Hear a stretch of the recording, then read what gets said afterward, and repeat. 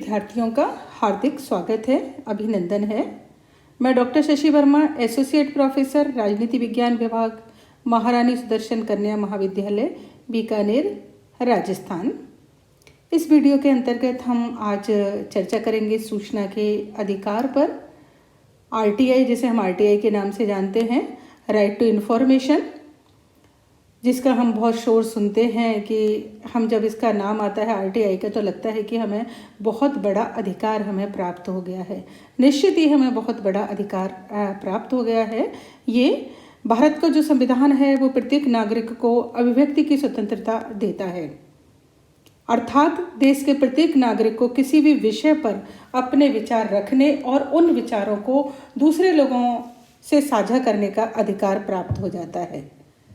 लेकिन कुछ विचारकों का मानना है कि आपको अपने विचार तो प्रकट करने का अधिकार है, साझा करने का अधिकार है, लेकिन आपको जो आप विचार प्रकट कर रहे हो, जो आप सूचना दो लोगों को दे रहे हो, वो सूचना आपको प्राप्त होनी चाहिए, उसमें पारदर्शिता होनी चाहिए, तभी आपकी अभिव्यक्ति की स्वतंत्रता का कोई महत्व रह जाता है। निश्चित ही जो सूचना का अधिकार है वो भारत में लोकतंत्र की जड़ों को मजबूत करेगा, नागरिकों के विकास में महत्वपूर्ण भूमिका को अदा करेगा। सूचना के अधिकार की यदि ऐतिहासिक पृष्ठभूमि को देखते हैं तो सूचना के अधिकार को सर्वप्रथम वर्ष 1948 में संयुक्त राष्ट्र महासभा द्वारा ह्यूमन राइट्स की जो डिक्लेरेशन हुई थी 1948 में, तभी लागू किया गया था। अमेरिका के जो तीसरे राष्ट्रपति हुए थे थॉमस जेफरसन के अनुसार सूचना जो है वो लोकतंत्र की मुद्रा है, किसी भी जीवंत सभ्य समाज के उद्भव और विकास में महत्वपूर्ण भूमिका अदा करती है। भारतीय लोकतंत्र को भी मजबूती देने के लिए और शासन के कार्यों में पारदर्शिता लाने के उद्देश्य से भारतीय संसद ने सूचना के अधिकार अधिनियम 2005 को 2005 में लागू किया था। अब उसके प्रमुख जो प्रावधान थे वो इस प्रकार थे। ये जो अधिनियम था हमारे 12 अक्टूबर 2005 को अस्तित्व में आया था। उसके प्रावधान थे, पहला था प्रत्येक लोक अधिकारी के लिए अनिवार्य किया गया है कि वो 30 दिन के अंतर्गत जो भी सूचना उससे मांगी गई है वो उसे उपलब्ध कराए। यदि कोई सूचना व्यक्तिगत स्वतंत्रता से संबंधित है तो उस सूचना को वो 48 घंटे में भी उपलब्ध कराने का प्रावधान रखा गया। दूसरा है इस अधिनियम में यह भी कहा गया है कि सभी सार्वजनिक जो दस्तावेज हैं उनको कंप्यूटर के अंतर्गत सुरक्षित रखा जाना चाहिए। तीसरा प्रावधान है इसके अंतर्गत कि प्राप्त सूचना की विषय वस्तु के संदर्भ में असंतुष्टि निर्धारित अवधि में सूचना प्राप्त न होने की स्थिति में स्थानीय से लेकर राज्य एवं केंद्रीय सूचना आयोग में अपील की जा सकती है, अर्थात कि आपके जो भी सूचना मांगी गई है वो 30 दिन के अंतर्गत आपको देनी है, और यदि कोई बहुत महत्वपूर्ण है तो 48 घंटे के अंदर भी उपलब्ध करानी है। उस सूचना को, जो भी आपके पास सूचना होती है किसी भी सरकारी डिपार्टमेंट से संबंधित जो सूचना होती है वो कंप्यूटर में सुरक्षित होनी चाहिए। यदि उस सूचना जो प्राप्त हो गई है, जिस व्यक्ति ने मांगी है, उसको यदि कोई असंतुष्टि होती है या निर्धारित अवधि में सूचना प्राप्त नहीं होती है तो ऐसी स्थिति में वो केंद्रीय सूचना आयोग या स्थानीय सूचना आयोग के अंदर अपनी अपील दोबारा दायर कर सकता है। और जो इसका प्रावधान रखा गया कि इस अधिनियम में राष्ट्रपति, उपराष्ट्रपति, प्रधानमंत्री, संसद, राज्य विधानमंडल के साथ सर्वोच्च न्यायालय के उच्च न्यायालय, नियंत्रक, महालेखा परीक्षक, निर्वाचन आयोग जैसे संवैधानिक निकायों एवं उनसे संबंधित पदों को भी सूचना अधिकार अधिनियम के दायरे में लाया गया है। किसी को भी नहीं उन्होंने छोड़ा है, यानी कि हमारे राष्ट्रीय अध्यक्ष जो है राष्ट्रपति, उनसे लेकर जो भी प्रमुख पदों पर जो कार्य कर रहे हैं व्यक्ति, उन सबको सूचना के अधिकार के अधिनियम के दायरे में लाया गया है। इस अधिनियम के अंतर्गत केंद्र स्तर पर एक मुख्य सूचना आयुक्त और 10 या 10 से कम सूचना आयुक्तों की सदस्यता वाले एक केंद्रीय सूचना आयोग के गठन का प्रावधान है। इसके आधार पर राज्य में भी एक राज्य सूचना आयोग का गठन किया जाएगा। यह अधिनियम जम्मू कश्मीर को छोड़कर सभी राज्यों में लागू होगा। इसके अंतर्गत सभी संसद, संवैधानिक निकाय, सभी संगठित जो भी संविधान है उन सभी को शामिल किया गया है। उसके साथ ही जो 7वां प्रावधान है उसमें ये रखा गया है कि राज्य की संप्रभुता, एकता और अखंडता या सुरक्षा से संबंधित यदि कोई ऐसे मामले हैं कि उन पर कोई प्रतिकूल प्रभाव पड़ता है तो ऐसी स्थिति में वो सूचना प्रकट करने के लिए को मुक्ति प्रदान की गई है कि यदि राज्य की संप्रभुता, एकता, अखंडता और उसकी सुरक्षा से संबंधित मामलों की यदि कोई सूचना सार्वजनिक रूप से मांगी जाएगी तो वो सूचना प्रदान नहीं की जाएगी। इस दायरे से उसको बाहर रखा गया है। सूचना का जो अधिकार अधिनियम जो 2005 है, जो उसके उद्देश्य है, वो उद्देश्य पहला है पारदर्शिता लाना, कि जब भी कोई सरकारी महकमों में, सरकारी कार्यालयों में जो भी कार्य होता है उसके अंदर पारदर्शिता होनी चाहिए। उन सब के कार्यों की जनता को जानकारी प्राप्त हो सके, ऐसी व्यवस्था इसके अंतर्गत की गई है। जवाबदेही तय करना, जब भी कोई सरकारी कर्मचारी जो भी किसी महत्वपूर्ण पद पर व्यक्ति कार्य कर रहा है वो जनता के प्रति जवाबदेह है और हमेशा जवाबदेह रहेगा। जनता कभी भी उसके साथ उनकी जवाब मांग सकती है उनको।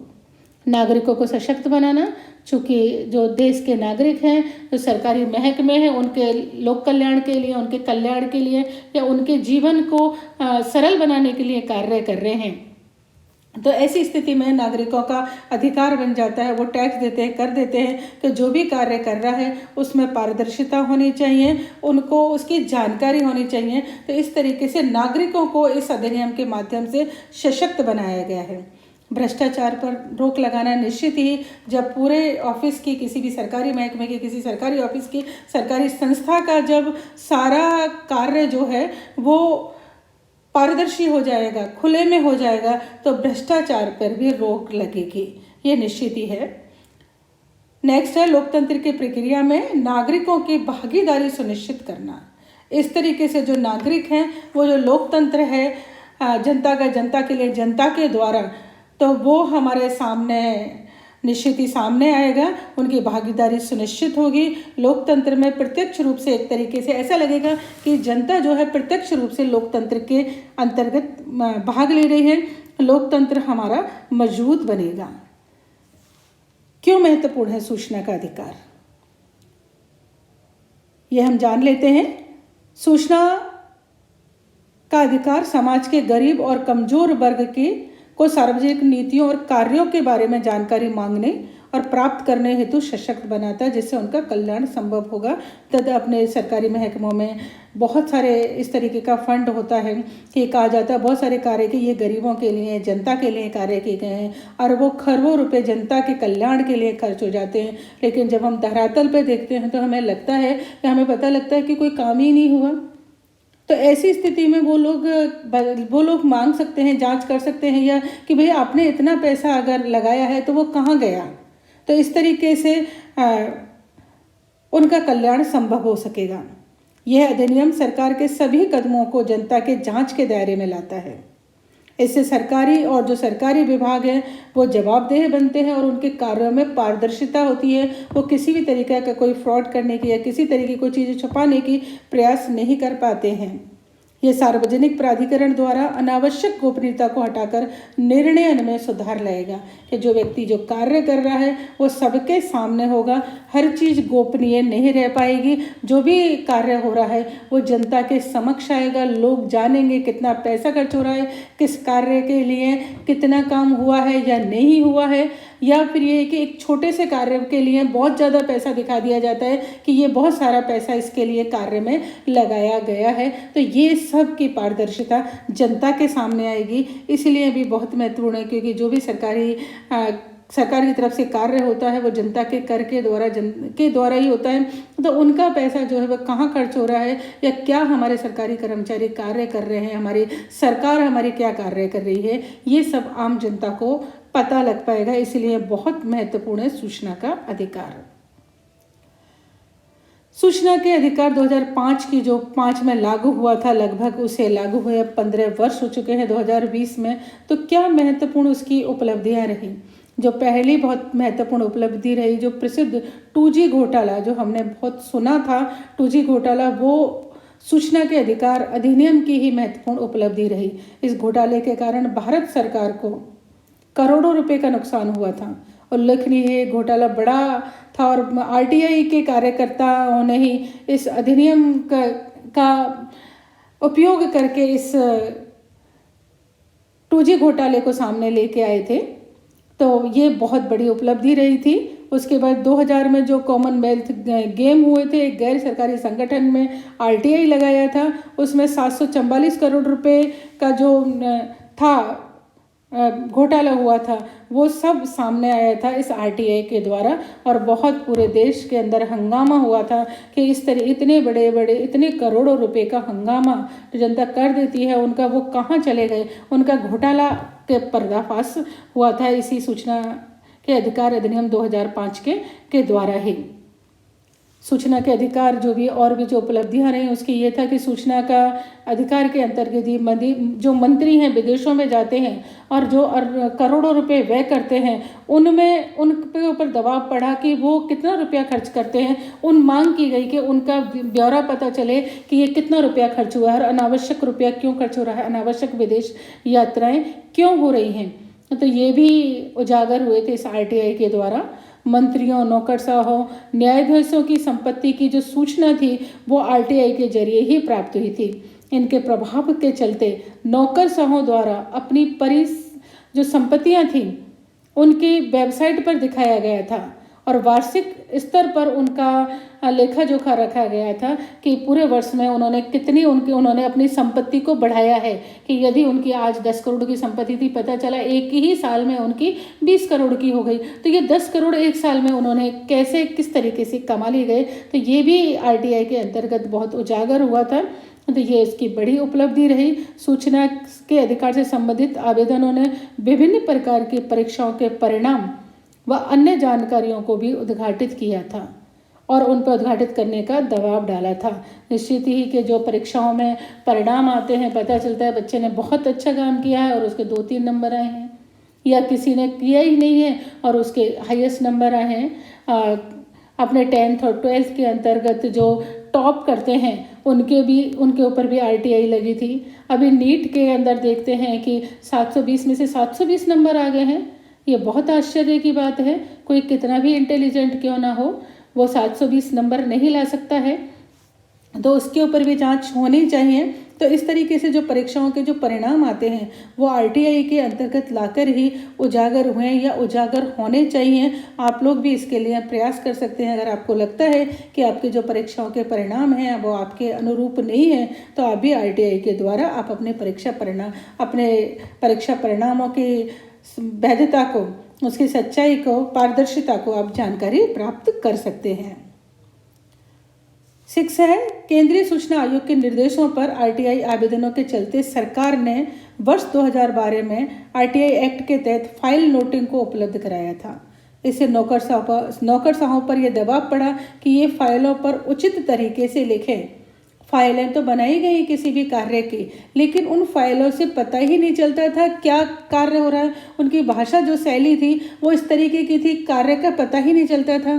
तो ऐसी स्थिति में उन पर यह दबाव भी डाला गया कि उन फाइलों को वो उचित तरीके से लिखें, इतनी इस सरल भाषा में लिखें कि हर एक व्यक्ति को समझ में आ सके। सूचना के अधिकार संबंधी आवेदनों के कई घोटालों को उजागर करने में और भी RTI ने महत्वपूर्ण भूमिका निभाई है।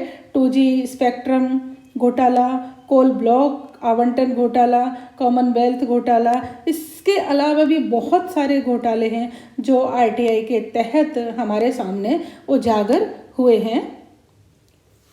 अब जो सूचना का अधिकार है, सूचना का अधिकार अधिनियम 2005, उसके सामने आज भी बहुत सारी चुनौतियां हैं। क्या क्या चुनौतियां हैं हम उनको जान लेते हैं। पहली है जागरूकता की कमी।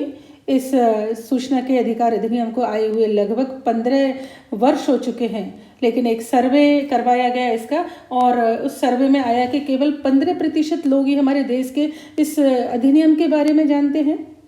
वो कोशिश ही नहीं करते हैं, उनके साथ जो हो रहा है वो कोशिश ही नहीं करते हैं कि किसी भी चीज़ को जानने की कि कहाँ क्या हो रहा है, तो आवश्यकता है कि इसमें जागरूकता लाई जाए और जो इस सूचना के अधिकार अधिनियम के अंतर्गत कार्य कर रहे हैं लोग, उन लोगों को पूरे देश के अंदर इसकी अवेयरनेस लानी चाहिए। मीडिया को भी कार्य करना चाहिए इसके अंदर कि और ज़्यादा से ज़्यादा लोगों को इस अधिकार के बारे में, इस अधिनियम के बारे में जानकारी प्राप्त हो सके।